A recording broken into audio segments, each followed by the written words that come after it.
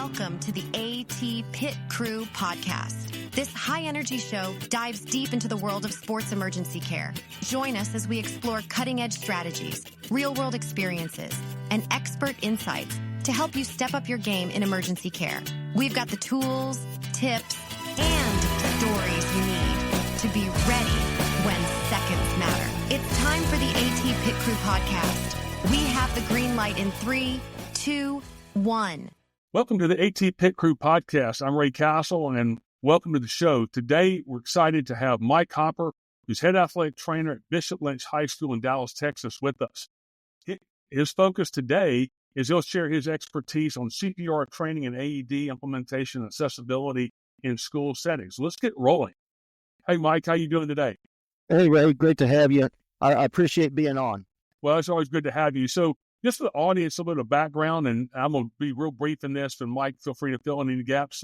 Just so you know, and this is in the show notes as well, Mike is a certified athletic trainer since 2010. He received his master's degree in athletic training and pediatric sports medicine, master's degree in pediatric sports medicine at the University of South Florida, and is a tremendous advocate for CPR training and safety. The one thing I should have asked you, your undergraduate degree is from where? Southeast Missouri State University. Southeast, right above us a little bit. CEU, yeah, that's it.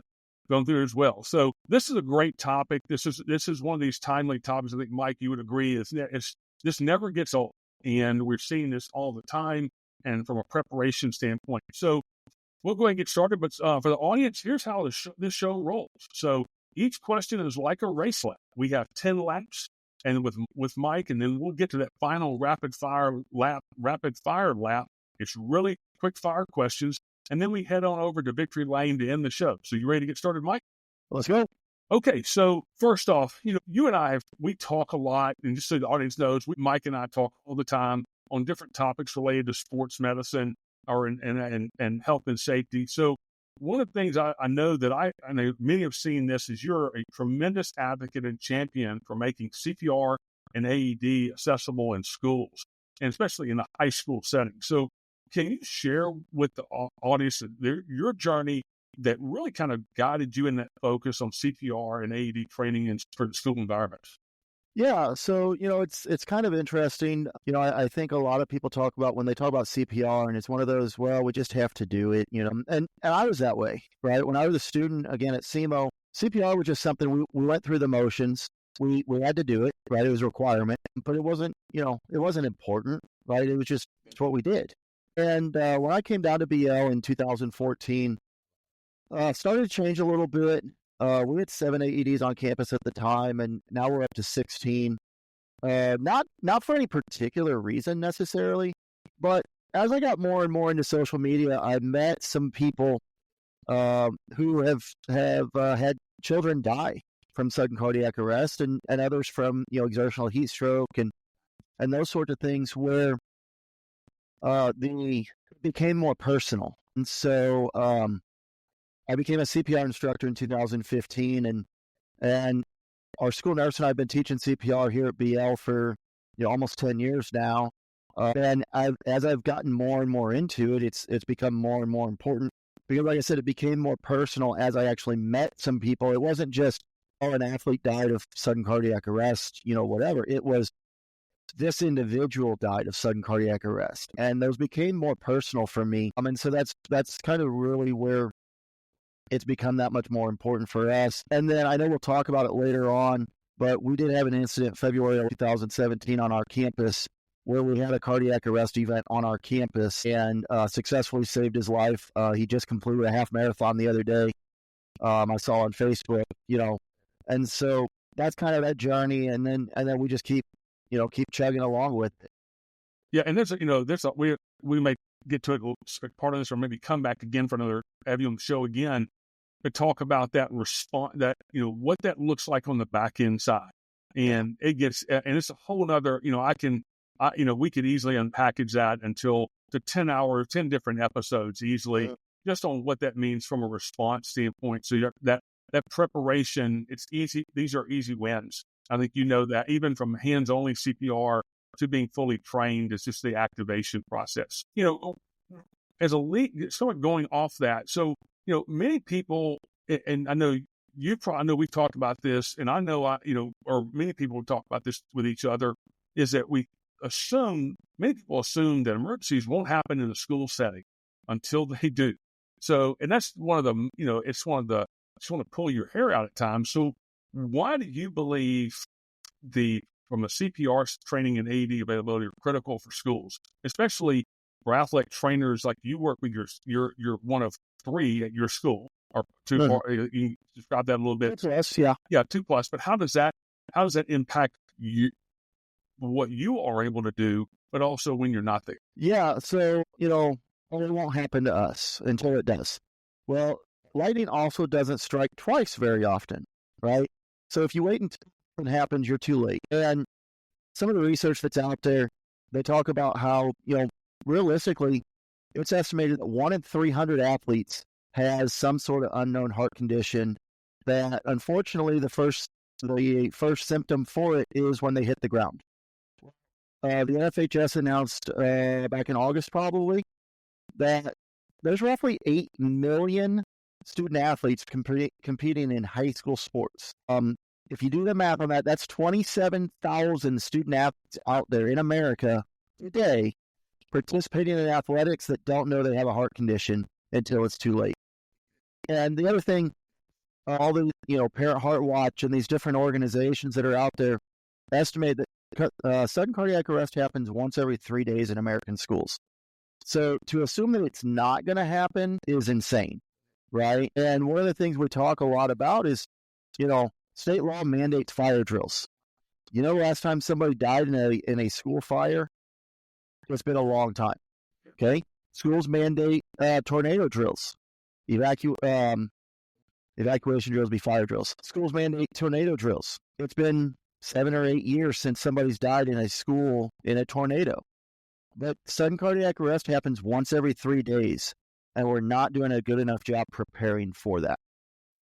And I think to add on to that, we have to think the statistics are actually worse because you just don't have athletes at schools. You have coaches, you have teachers, you have administrators, you have parents, you have spectators if it's an event, you have referees. I mean, the statistics are pretty steep. They're not in your favor when you have a cardiac arrest. We know that. So you're starting at 0 and you're trying to climb up just to get up to above 50, 60% to give them a chance to live. So going into this, so talk about implementing these safety measures, and you talked about how you gave some excellent examples of like tornadoes and other types of fire and stuff like that. So with this, most of those are just, hey, we're going to practice this drill versus AEDs.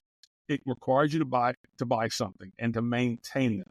So, right. And also then you have required training, or you need to have training to use this. That's a logistical issue, a budgetary challenge. So what are some of the challenges you've encountered when you're going to your administration saying, we need CPR, we need implementation or an effective implementation plan in the school? Yeah. So, like I said, since I got here in 2014, we've more than doubled the number of AEDs on campus, obviously. And now we do, I would say over 90% of our faculty and staff are trained in CPR on a regular basis every 2 years.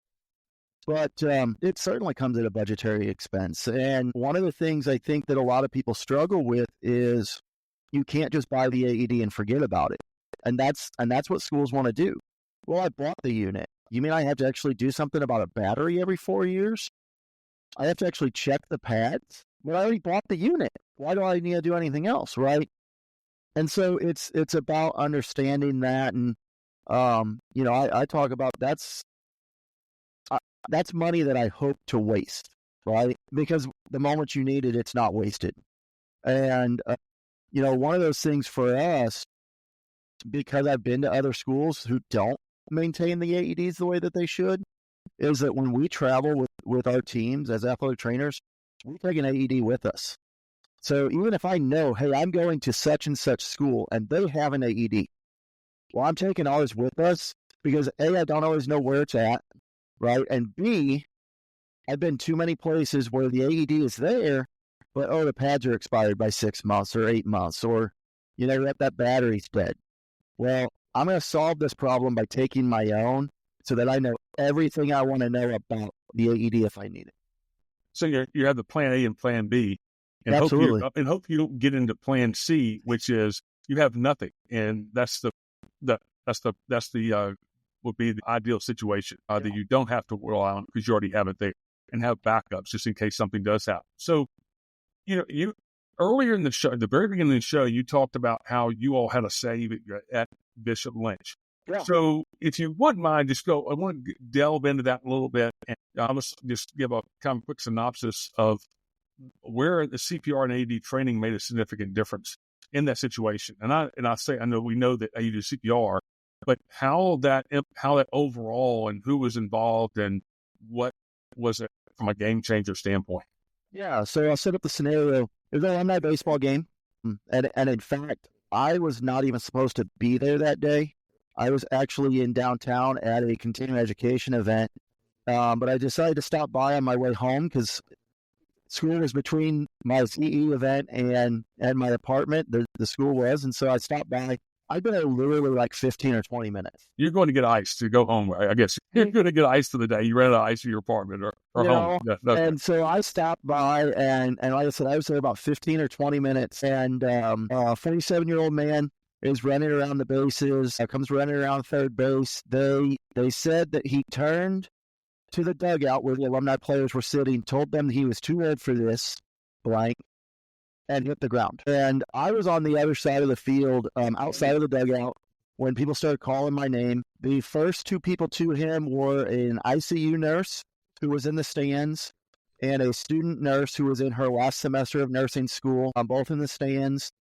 And then one of our baseball coaches, who was a retired paramedic, and myself were next to him. I jumped over a 3-foot wall. Don't ask me how I did it. I sprinted across the field. So the lady started CPR immediately.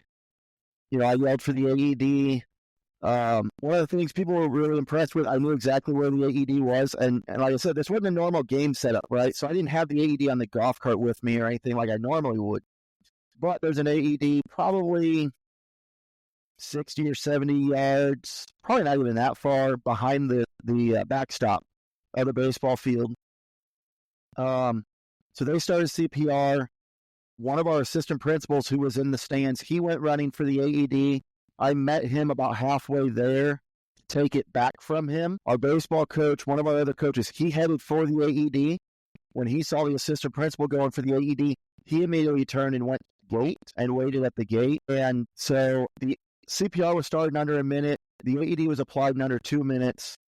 Probably about, 5 or 6 rounds of CPR. I think each of the nurses had done CPR, and then the paramedic had done CPR. And while he was doing compressions is when the man woke up. The AED did not shock. It discovered a heart rhythm that didn't warrant shocking. He was conscious at about 6 minutes, and the fire engine and ambulance from Dallas Fire Rescue rolled in about 8 minutes. And so he was conscious when they got there. That's a good timeline. I mean, that really fits in with what that looks like. It's something you brought out as important is to note that, because someone's in cardiac arrest, depending on the rhythm or the type of irregularity they have, it's very specific. Doesn't have every type of condition that goes on. Or if the person is in asystole or no electrical activity, you put the pads on, it will not read anything on an automated defibrillator.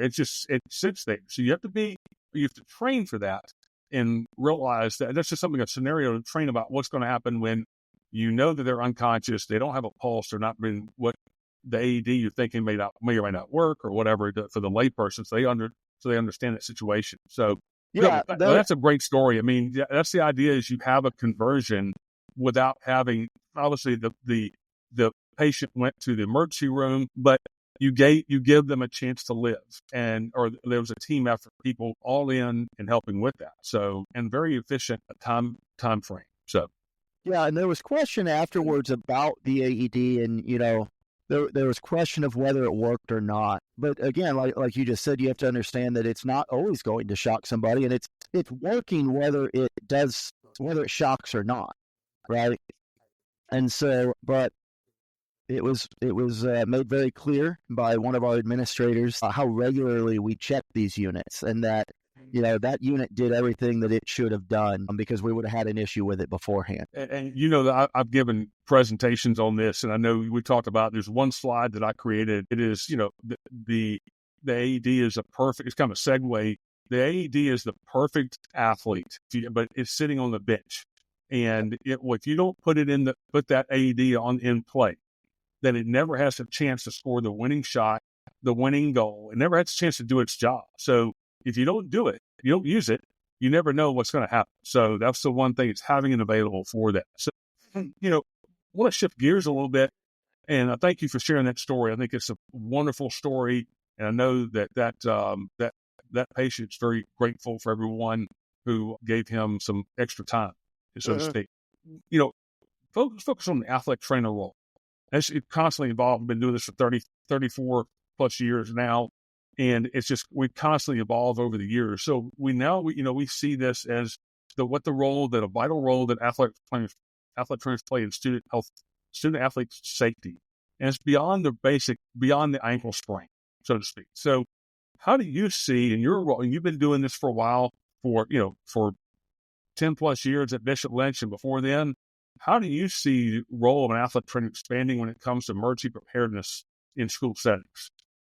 Yeah, it's really critical for us as athletic trainers to work hand in hand with the school nurse, and I know that sometimes there's the turf war and whatever else between the school nurse and the athletic trainer and the division, right? Of, well, the nurse deals with the academic stuff, we deal with the athletic stuff. Don't send us anything else. We only deal with athletes, and I think that's a division that needs to go away. I've given a presentation on that, eliminating silos in student health.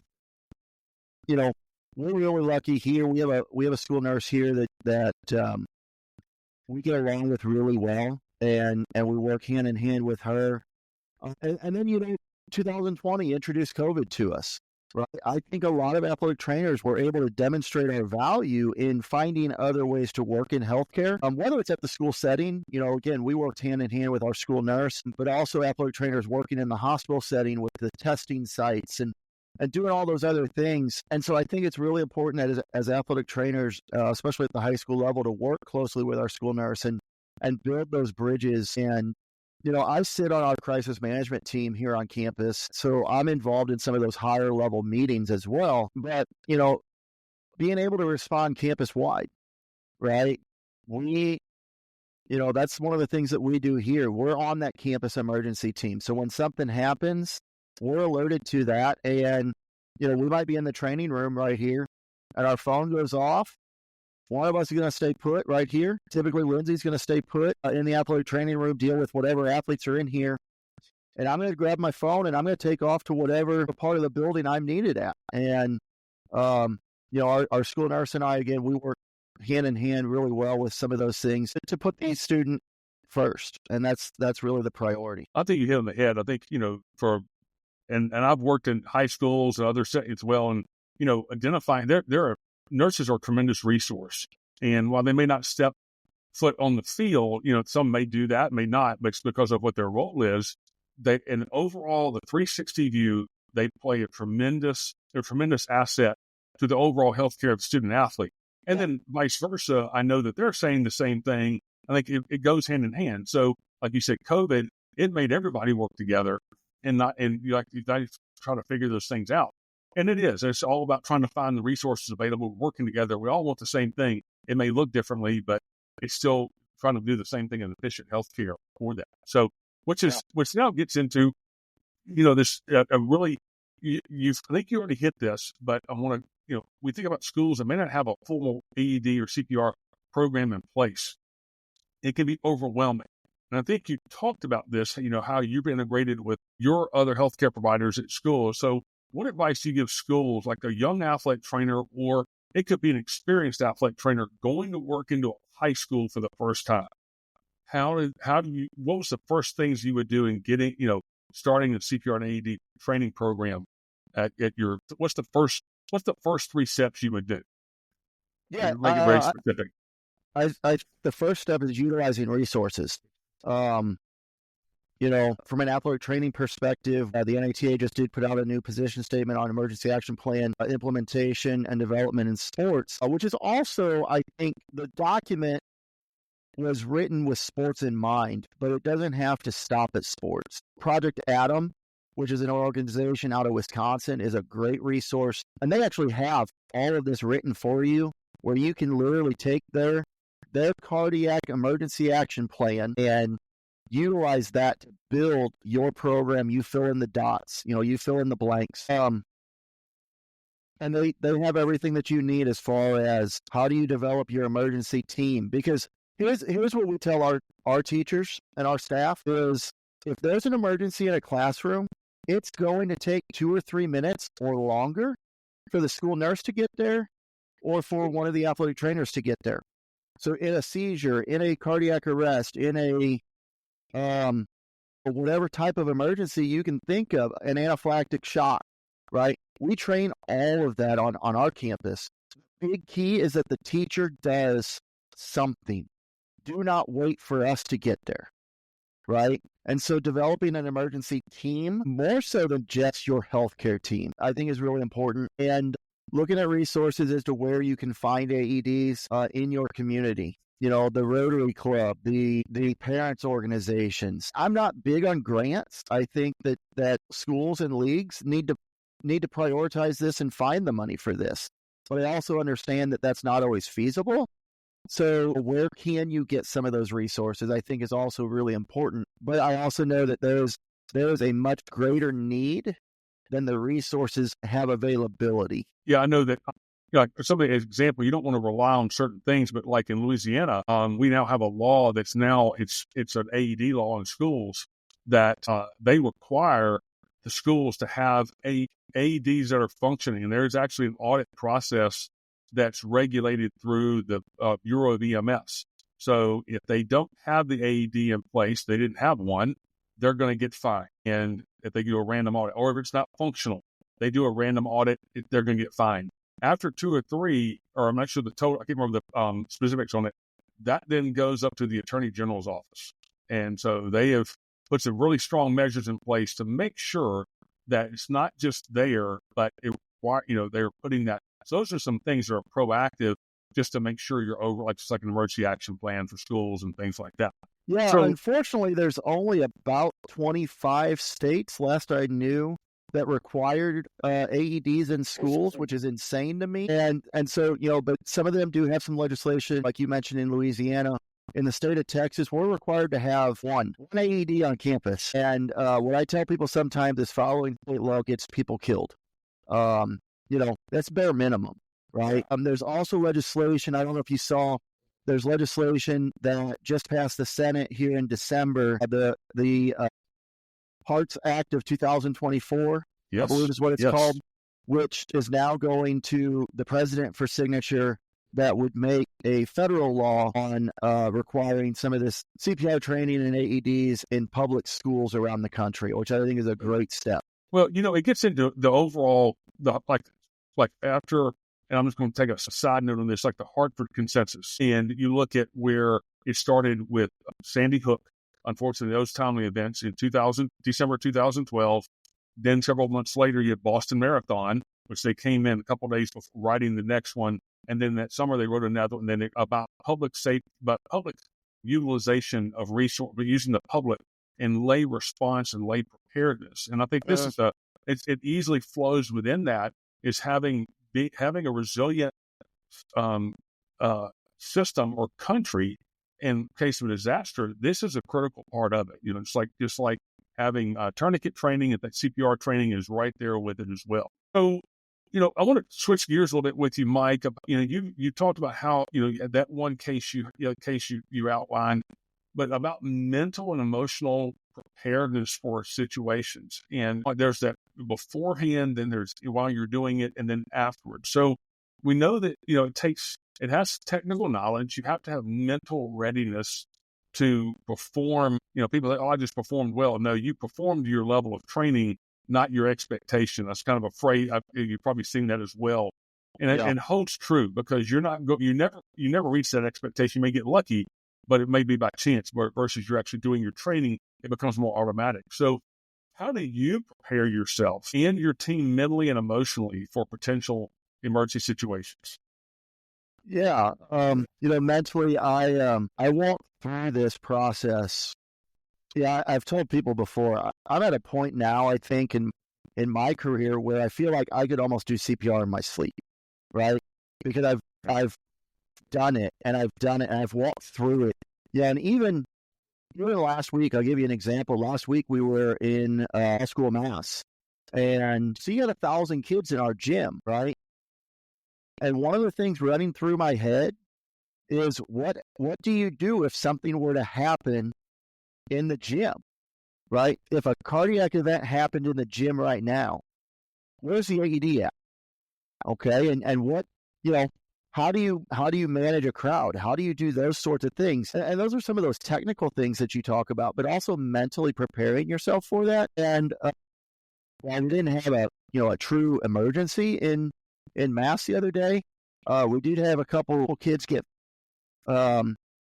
lightheaded and those sorts of things that required a response. And so, it's one of those, okay, now what's our next step? So I think that's how we prepare for that from my perspective is, always running through those scenarios on a regular basis. I consider part of that checking the AED and, checking our equipment to be part of that process, because now I have the confidence that I have the equipment that I need and I know where that equipment is at. Right. You got, and also train to be calm. And that's not easily with there. So with that as well. So audience, we're now on lap 8. We're getting ready to get on lap 8 right now. We got a couple more left, just kind of give you an idea of where we are.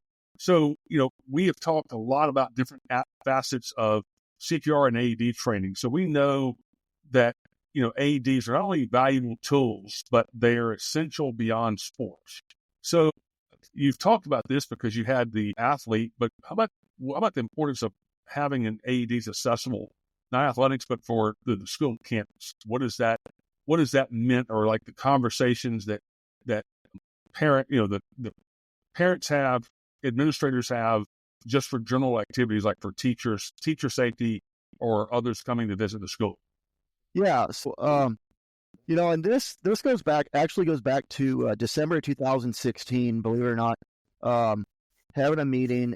So like I said, we're having this discussion in 2016 in December, and we had the cardiac event in February of 17. So think about how close together that is. When we were talking about adding some new AEDs, because we just finished some construction on campus and we'd added square footage. And so it was time to add some more AEDs. And the statement was made that it's not a matter of if, it's a matter of when it happens. Ray, you mentioned it earlier on about, it's not just the athletes, it's not just the students, it's the faculty, it's the people visiting campus on a daily basis. On our campus, you're looking at 12, 13, 1,400 people on a daily basis walking around here. And again, it's not just athletics, it's all over. And so there's not a spot on our campus that you're further than 2 minutes away from an AED. And that's by design. You literally walk in the front door of our school and straight ahead is an AED 15 steps in the front door. And it's labeled so that everybody who walks through our front door sees the AED. But that's how important that is. Well, you have to understand, I think what people fail to realize, it's an athletic event. No, this is something that was made to me, a quote that I got after Boston Marathon in 13. This is not an athletic, and it was actually the day or a couple of days beforehand. The question came up to one of the lead personnel. Who's like, and I heard this question, like, well, how do you prepare for, management this size of event? And I'm thinking, I know what the answer is going to be, but it was to hear it and to hear what the person said, responds, and see the person's face afterwards was like, this is a mass participation or potential mass casualty incident, not an athletic event. It's a mass casualty, a potential mass casualty. It's an event with an athletic component. And if you take that approach, then what you do, it evolves. Just the situation. People could be walking down steps. They could fall. Multiple people get hit. So no different than getting hit on the sideline, whatever. So just something that you take that approach with that as we move forward. So, as we start to wrap this up, One is we haven't talked about like the future of AED, and CPR and AED awareness in schools.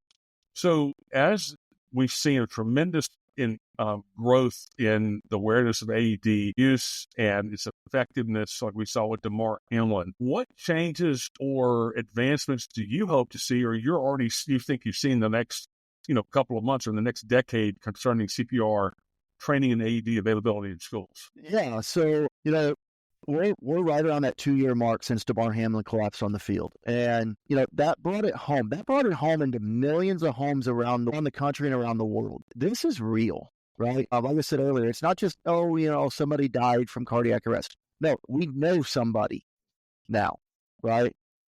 And so the future, I think, is going to come from this Hearts Act of 2020 you mentioned. And you're going to see a push for that, I remember after DeMar Hamlin collapsed, we got asked here, what more do we need to do? And we were able to get some grant money to buy new CPR mannequins and things like that. And, the technology that exists today in CPR equipment and AEDs is amazing. You and I are both fans of the Avive units and all the technology that's coming out of that unit. But I heard somebody say it one time, but what's the best AED?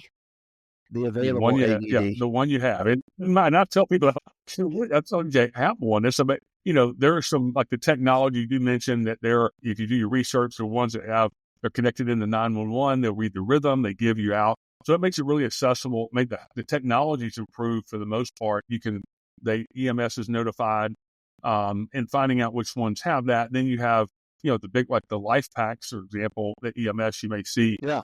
Or similar versions of those with those different. I see life pack. It's just what that unit does. Different brands of that, but they can read a strip. It's a semi-automated defibrillator. They're going to push. You can push shock when needed versus it just running automatic. So really just you have to stay on top of it because it is from rechargeable battery AEDs. They now have that available. Well, now you can USB-C. I can sit in my car and recharge it. So really not, with that as well. So the last question we have is really about is not only just the technology, but it gets us into how does the audience stay informed on best practices for athletic training staff? But also important for school nurses. It's really important to understand that. So what are some various resources related specific to the CPR and AED would you recommend them go to as for best practices? Yeah, so I mentioned earlier, Project Adam is a great resource, and Project Adam, Parent Heart Watch, your various local nonprofit organizations that do heart screenings, they do EKGs, those sorts of things. But then they also are involved in the CPR training world. Really the big two, American Heart Association, American Red Cross, are your big two for CPR. Third one is the Health and Safety Institute, I believe is the name, HSA or HSI. So those are some easy organizations to start with. But then, again, talking about position statements, the school nurses have their journal, those sorts of places. NFHS has done some stuff on EAPs and emergency, preparedness, those sorts of things. And some of your state organizations, the state of Texas, the UIL and TAPS in Louisiana, the high school association there, those types of places all also put out some of that information. And so those are all places to look for. And I think really unless a school is going to develop their own CPR program, like for us, we do all of our training in-house, right? Yeah. The school nurse and I are both American Heart Association CPR instructors. So we do all of our training in-house. But if the school doesn't have a school nurse or doesn't have an athletic trainer, or those individuals for one reason or another don't want to become instructors, then I think it really becomes important for these schools to connect with a local training center through the American Heart Association or the American Red Cross or somebody like that to offer those trainings to their faculty and staff and to their students. And I think that's a big component that I think we miss. Going back to lap number 9, though, future awareness, training our students how to do CPR. These students can do it. They're capable of learning CPR. In a lot of states, it's becoming a requirement for them to get CPR training in high school. you can teach CPR as little as 5 or 6 years old, right? They can retain that information. They may not be able to function and actually be successful, physically, but they can retain those skills. And so I think that's going to be our biggest piece moving into the future, is training our youth in CPR. Yeah, that's great. I would say just look at, even to add to what you said, those, a couple of things is adding like the Professional Medical Association, like the American College of Cardiology, American College of Sports Medicine, Journal of Emergency Medical Services. They came out with similar like best practices this summer on emergency action planning. Those are all the one thing you're going to find, like American Academy of Pediatrics, American Family, just examples. They're all going to say pretty much very similar processes. Have training, have equipment, have resources, have a plan in place. Those are all really, it's not very straightforward. So with that, Mike, we're ready for the final lap, and I hope you are too. You ready? Sure. Okay. 5 questions, 5 rapid fire. We're going to have some fun before we get out of here. So first one, favorite movie? I'm in Texas. Remember the Titan. Okay. Very good. So favorite musician? Toby Keith. Very good one. May you rest in peace. Favorite food? Pulled pork. Thought for a second you may say like gumbo or something, creeping over to Louisiana. Yes, but barbecue over in Texas is good, So what would you be doing if you weren't in your current career as an athletic trainer? Well, I wanted to go into the military originally. So that probably would have been it. Yep. I will say that to divert from that question, very noble to do that. I know when I jokingly with my wife, when I was growing up, I had 2 career pathways. One was to be an expert in Kung Fu, and the other one was to be a lawyer and sue everybody. So it was, well, they're like, you could have cut that out, but but yeah, military, that's doing that. So that's, you are doing that. You are fulfilling that. You're servicing others. I was in 7th grade when 9/11 happened. And I wanted to go to the United States Military Academy at West Point, and actually had a congressional nomination to do that. But calculus and I didn't get along in high school. And for those that don't know, you need a lot of calculus background to go to the military academy.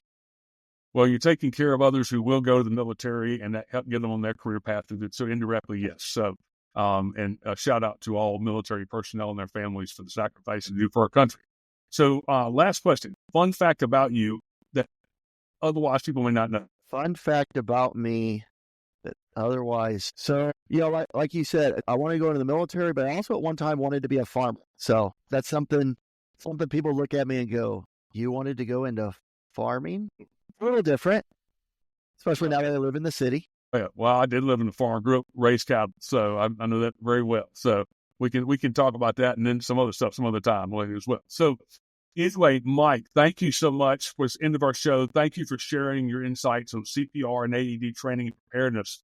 But before we wrap up, if you would give us, and we're in victory lane, one takeaway from today for our listeners. Push hard, push fast. CPR, what I tell people is CPR is not hard to learn, it's hard to execute. Well said. That's about as great as it gets for a lead out. So you may starting to set the bar on some of these shows we have as well, because it's simple. It's it. So push hard, push fast, and don't forget to call 911 as well with that. So that's it for today's episode of the AT Pit Crew podcast. Big thanks to Mike Hopper for joining us and sharing his invaluable insights. Be sure to like, subscribe, and share this episode with your community. And if you love what you heard, don't forget to leave a review. Until next time, we're out of here.